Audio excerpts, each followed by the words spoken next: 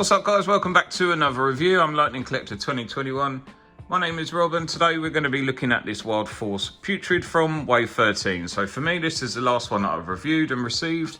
It was a gift for Valentine's Day, so a massive thank you to my wife for that. She knows exactly what I'm like and what I like to spend my money on.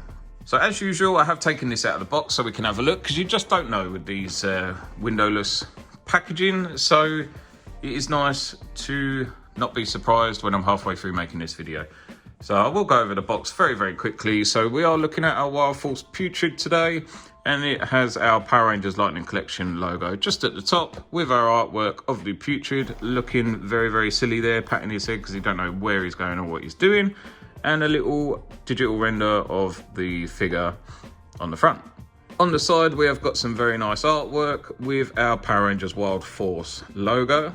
Again, looking very silly indeed. This side, it's usually color coded and it just gives us our logo telling us what we're getting with a head at the bottom. On the back, it does show us what we're expecting in the box. So we've got a 6¼ inch figure that comes with one weapon holding hand, which is very strange. Two posing hands and a closed fist, not in that order. Here's little bat, don't know the official name for it, and a lightning effect piece. We've got our little picture of our figure on the front. It's telling us it's a Wild Force Putrid with all our legal stuff just in the black there. So looking at our Putrid out of the box, this is what we'd expect. He is posed up because he's been in my shelf for a couple of days since Valentine's Day and I haven't had a chance to review him, but I'm trying to get caught up today and here it is. I have changed one of the hands, so this one's got the weapon holding hand plus the fist that he came in the box with. Other than that, this is how he comes. So he's got a nice bit of silver purpley looking metallic paintwork on the front of his face and on the back, with his little gold horn looking pretty nice, and his paint on his suit does all match. So there's no overlapping on the paintwork or anything like that. It's looking pretty cool. He does have a couple of bangles on his wrists, as well as a little belt with a buckle, and then just the same as the wrists on the feet there. This is the Wild Force version of the putty, so obviously he's going to be very basic. He's not going to be muscular. He's obviously using that sort of body mold of the less muscular type, should I say. But for what it is, it does look pretty cool, and he does the job for what you'd expect. Looking at the articulation, his head does look up and down pretty nice because there's nothing restricting on the back. It does go all the way around. It's has a little side to side. Looking at his arms, he does have butterfly joints, but mine are very stiff, and I don't know whether that's because of the added paint. But the shoulders and the top of the arms do move very nicely, and then we've got some bicep movement at the top there, as well as our double jointed elbow and the swivel on our fists. They do move back and forward a little bit, but that depends on the hands that you're going to put. His midsection is on a ball, I believe, and he does have some limited movement in the abdomen.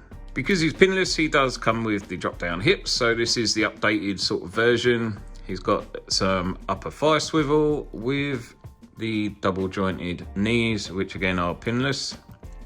And then we've got some movement on the bottom of his leg, and then the normal movement in his foot goes up and down and pivots to the side. So looking at the accessories, that's the hand that he comes in the box with, so it's just like a little grabby hand. He does have a karate chop hand. He's got his bat, which does what it says it does, and his lightning effect piece, which does just go on top of the bat, so you can have it like that, or you can use it for a sword or put it in that way if you want to. So lots of different options that you've got there. It's got the spiral on the top and stuff as well, so there you go.